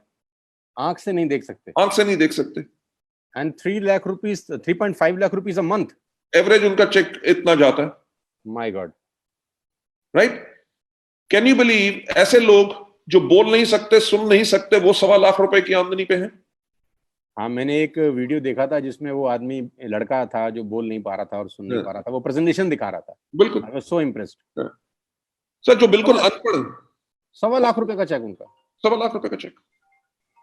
My God. मोहम्मद मोइन को आप जानते हैं कि बिल्कुल अनपढ़ है। हाँ, मैंने सुना है उनके बारे में। उनका 6 से लेकर 7 लाख रुपए का एवरेज चेक है। 6 to 7 लाख एवरेज चेक है। Average cheque. मैं उसकी एक आपको इंटरेस्टिंग बात बताऊं? Sir please. हमारा अभी जो यूसीडी एंड अबव मीट हुई थी नवंबर में जी, तो उसके अंदर हमने एक सर्वे, आपको भी पता है कि हमने एक सर्वे दिया था। जी हाँ, मैं वहीं पर था, वो इरोज में जो हम लोग बैठे थे। हाँ, इरोज में जो बैठे थे जी। तो उसमें था कि आप अपने फोन के ऊपर लॉगिन, उससे डाउनलोड नहीं हो रहा था। Yes yes yes.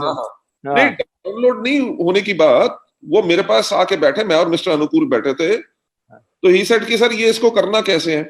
हाँ। तो हमने उसका फोन लिया, हमें पता है उसको पढ़ना लिखना नहीं आता, तो हमने उसका कहा कि आपका जीमेल का आईडी तो खुल गया है, आपके जीमेल का आईडी का पासवर्ड क्या है? अच्छा। तो वो बोले सर मेरे को नहीं पता, मेरा जो पहला ड्राइवर था उसने बनाया था। मेरे को समझ नहीं आई। मैंने कहा जी ड्राइवर ने बनाया था? कहता सर आपको तो पता है मेरे को पढ़ना लिखना नहीं आता। तो मैं जो ड्राइवर रखता हूं वो रखता हूं जो पढ़े लिखे हैं, ताकि एप्लीकेशन में पीवीबीवी देखना है, कैसे देखना है, किसी का व्हाट्सएप मैसेज आ गया उसको कैसे पढ़ना है, कंपनी की तरफ से ईमेल आ गई, अपने डाउनलाइंस को ईमेल भेजनी है, तो मैं सिर्फ बताता हूं, भेजता और काम कौन करता है? मेरा पढ़ा लिखा driver. Okay, right? That is the power of Vestige. And he is earning 6 lakh rupees a month. Average. My God, my God. ये पावर है, ये सर यूथ ये में प्रेरणा है, ये पॉसिबिलिटी है, पोटेंशियल है। और यूथ के अंदर तो देखिए, किसी भी यूथ को पूछो तुम्हारी ड्रीम कार कौन सी है, वो कहेगा फरारी, लैम्बोर्गिनी, मर्सिडीज बेंज या रोल्स रॉयस। राइट।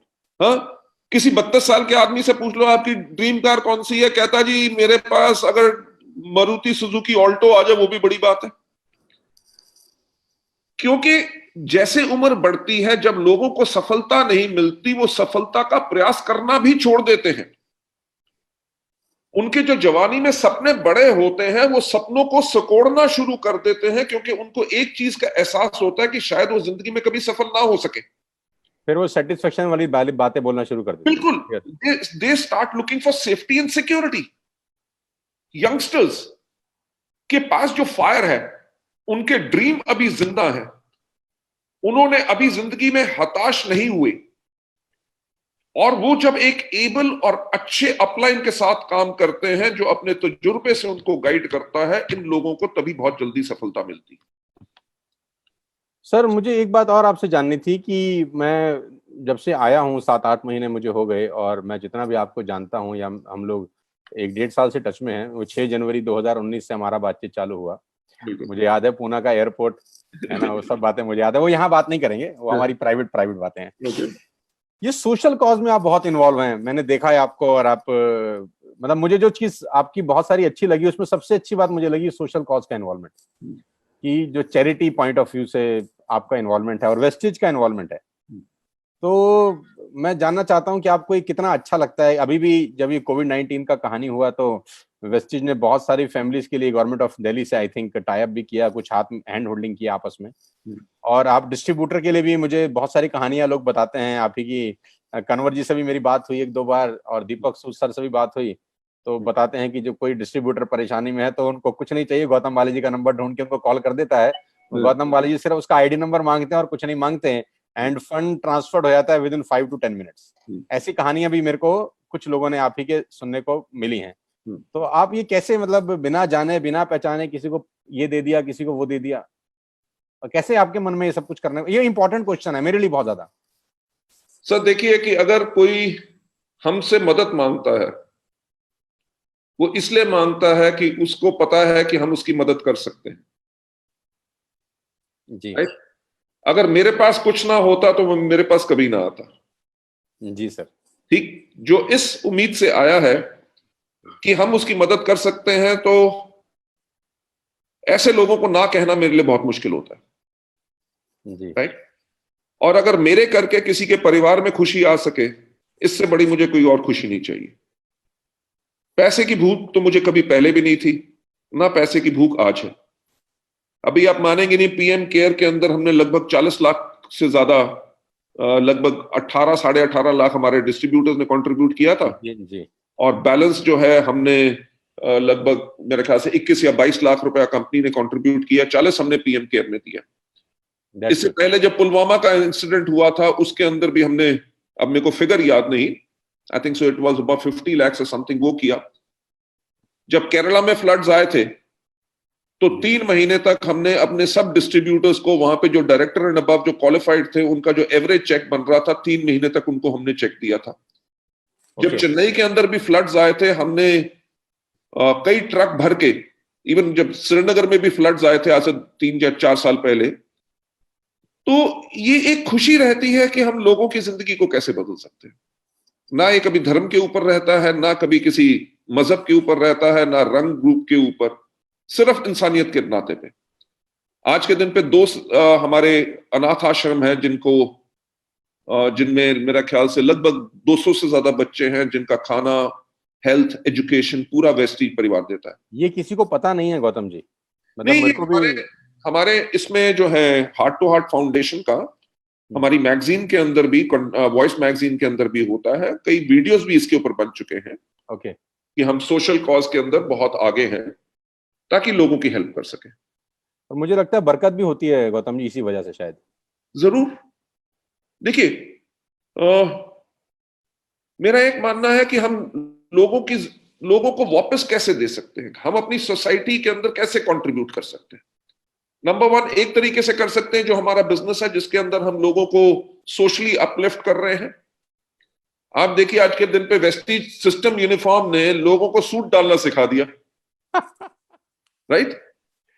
और हमारे एजुकेशन सिस्टम ने लोगों को बोलना सिखा दिया, उनकी पर्सनालिटी एनहांस कर दी, उनकी ग्रूमिंग कर दी, उनकी पूरी इमेज चेंज होगी। एक वो अपलिफ्टमेंट है। दूसरी, हमारे प्रोडक्ट्स लेके जब उनकी हेल्थ बेटर हुई, वो एक अपलिफ्टमेंट है। एक पैसा आने से उनकी जिंदगी बदली, उन्हीं की जिंदगी नहीं बदली। मैं एक बात कहूंगा कि आज के दिन पे हमारे पास ऐसे ऐसे लोग हैं जो महीने में 3,000 रुपया कमाने के लिए मुशक्कत करते थे जी। और आज के दिन पे उनके बच्चे बेस्ट पब्लिक स्कूल्स में पढ़ रहे हैं। और वो खुद कहते हैं कि सर अगर वेस्टीज ना होती तो शायद हम अपने बच्चों को कभी स्कूल भी ना भेज सकते, अनपढ़ रहते। जी। तो सोनू जी, एक बात देखो कि हमने आज के दिन पे उनका लाइफस्टाइल चेंज नहीं किया। अब उनके जो बच्चे पढ़ गए हैं, एक खेत मजदूर का बच्चा भी ज्यादातर टाइम पे खेत मजदूरी करता है, उसका भी बच्चा करता है, पुश्तें निकल जाती हैं। आज जब उनके बच्चे पढ़ गए तो उनके आने वाली जनरेशन्स को हमने इफेक्ट किया है और उनको अपलिफ्ट किया है। तो यही हमारी सोच है कि हम कैसे कंट्रीब्यूट कर सकते हैं लोगों में। और इसके अंदर मैं कहूंगा कि थैंक्स टू हमारे सारे लीडर्स एंड हमारे डिस्ट्रीब्यूटर्स, जब भी कोई कॉज वेस्टीज अनाउंस करती है उसके लिए लोग आगे बढ़ के इतना सहयोग देते हैं कि बहुत खुशी होती है। नहीं वो सर, वो डिपेंड भी करता है कि सहयोग मांग कौन रहा है। हाँ, बहुत बहुत इंपॉर्टेंट रोल प्ले करता है कि अगर दिल का साफ आदमी सहयोग मांगता है तो सहयोग राशि बढ़ जाती है। उनको लगता है कि अगर हम कहीं देंगे तो वो सही हाथों में चला जाएगा, तो उनको देने में भी खुशी होती है। देने में खुशी होती है। सो ये बहुत इंपॉर्टेंट टॉपिक था मेरे पास, जो सोशल कॉज और आपका सॉफ्ट कॉर्नर जानना चाह रहा था। मुझे कन्वर जी ने बताया था एक दिन कि आपको एक कॉल आया टाइप्स और आपने पेमेंट, उनको कोई प्रॉब्लम था, उनको शायद मेडिकल दिक्कत थी। गौतम जी को उन्होंने डायरेक्ट उठा के फोन कर दिया, पता नहीं कहाँ से नंबर लेके। गौतम सर ने उनका आईडी नंबर मांगा और खाली पेमेंट ट्रांसफर करा दिया। कुछ मेडिकल इमरजेंसी थी किसी को टाइप्स। ऐसे बहुत लोग हैं जिनको हमने मदद की है, बिना ये जाने कि उनका पे आउट कितना है, बिना ये जाने कि वो कौन से रैंक पर हैं, किसकी टीम में हैं, बिना जाने। बिल्कुल, अभी तक मिला भी नहीं। My God.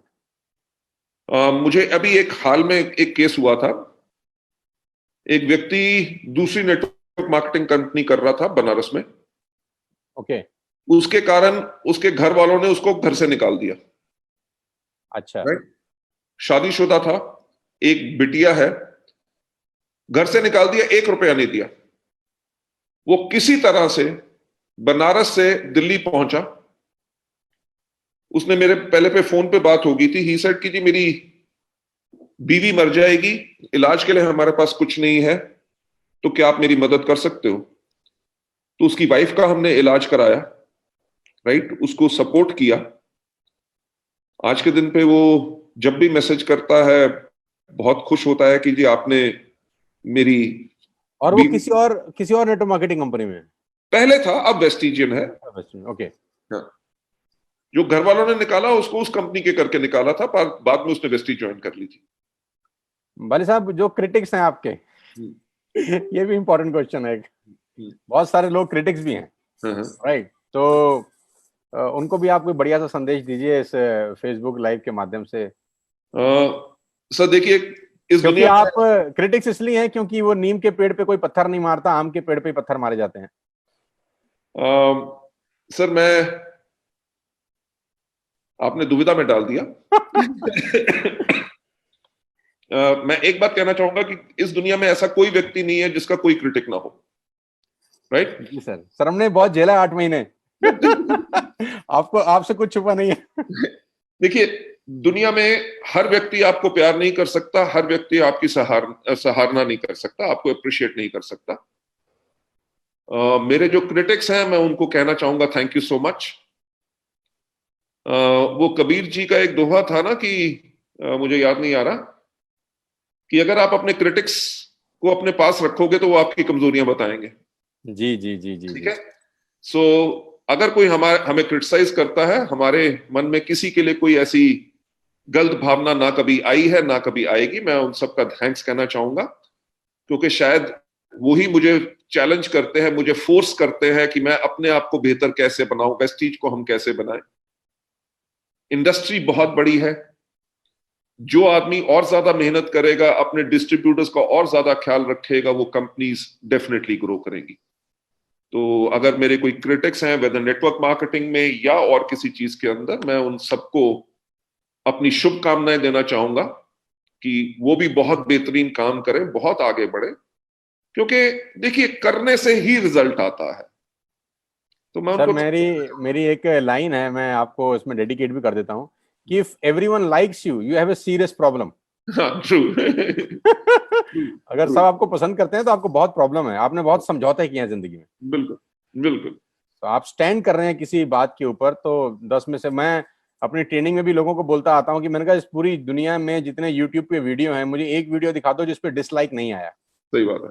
मतलब भगवान राम के वीडियो के ऊपर भी डिसलाइक का बटन है। आप खाली बोल दीजिए आज वीडियो एक लॉन्च करिए कि आपका सेहत बहुत अच्छा रहो, मैं ये दुआ करता हूँ, आपको उस पर भी डिसलाइक मिल जाएगा जिसमें आपने किसी को कुछ नहीं कहा है। लेकिन आपने जो कीर्तिमान बनाया है इस 16 साल के अंदर, स्वाभाविक है कि कुछ लोगों के लिए, वो कुछ लोग मेहनत नहीं देख रहे, वो सिर्फ फ्रंट में देख रहे हैं कि गौतम जी का फ्रंट में चेहरा है और ये भी कर रहे हैं वो भी कर रहे हैं, लेकिन जो पीछे की मेहनत है, रगड़म पट्टी आपने की है, दिन रात जाग के इस ऑर्गेनाइजेशन को बिल्ड किया है, क्योंकि कंपनी खोलना और कंपनी चलाना दोनों अलग अलग बातें हैं, और सफलता पूर्वक टॉप पे रहना ये बिल्कुल अलग बात है। उसमें न जाने कितने सारे पापड़ बेलने पड़ते हैं, रातें काली करनी पड़ती होंगी, न जाने क्या क्या सहा जाता होगा, और वो लीडर्स बच जाते हैं लेकिन उससे। सर देखिए, हर एक चीज के लिए एफर्ट तो करना पड़ता है। हमने तब भी एफर्ट किया, आज के दिन पे भी जो हम जहां जाना चाहते हैं उसके लिए भी दिन रात हमारी सबकी एफर्ट है। सर और सबसे लास्ट सवाल बाली साहब, फिर मैं आपको फ्री कर देता हूँ। हाँ जी। 16 साल में कोई ऐसा पल जिसपे सबसे ज्यादा फक्र हो आपको, सब कोई ऐसा, हालांकि बहुत सारे इंसिडेंट आपकी लाइफ में हुए होंगे, आपका बहुत बड़ा क्या कहते हैं कॉर्पोरेट एक्सपीरियंस भी है, लाइफ भी है, कोई ऐसा पल जिसपे आपको सबसे ज्यादा गर्व होता हो कि नहीं यार जीवन मिला तो कुछ किया हमने, कोई एक आप बताना चाहो मुझे। सोनू जी, जो मेरा सबसे बड़ा फख्र का मोमेंट है वो ये है कि मेरे को हमारे जो लीडर्स हैं इतना विश्वास करते हैं और बेइंतहा प्यार करते हैं।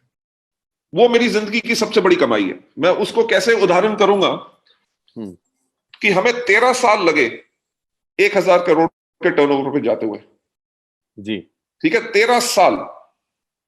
और 13 साल के कंप्लीट होने के करके मैंने कहा जी हम इस साल 1,000 करोड़ हमने 13 साल में किया था, मैंने कहा 14वें साल में हम 2,000 करोड़ करेंगे जी, राइट। कोई भी कहता भैया तुम्हें 13 साल लग गए 1,000 पे आते हुए और तुम्हारा दिमाग घूम गया कि तुम 14 साल में एक ही साल में उसको डबल कर दोगे।